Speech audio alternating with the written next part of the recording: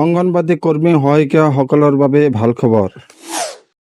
দৰমহা বৃদ্ধি হ'ব অসমৰ অংগনবাদী কৰ্মী সহায়িকাৰ।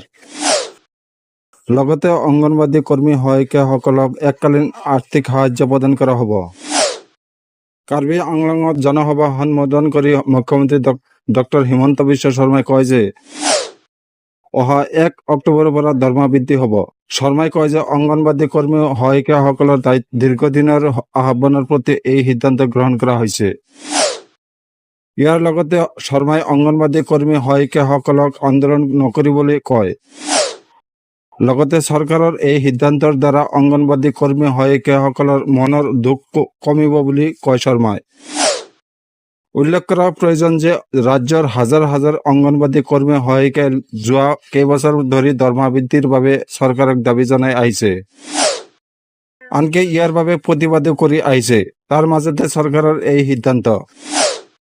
আজি দুদিনীয়া কাৰ্যসূচীৰে কাৰ্বি আংলঙত উপস্থিত হৈ মুখ্যমন্ত্ৰী ডক্টৰ হিমন্ত বিশ্ব শৰ্মাই এই সময়ছোৱাত শৰ্মাই বহু উন্নয়নমূলক প্ৰকল্পৰ শুভ উদ্বোধন কৰাৰ লগতে জনসভা সম্বোধন কৰিব।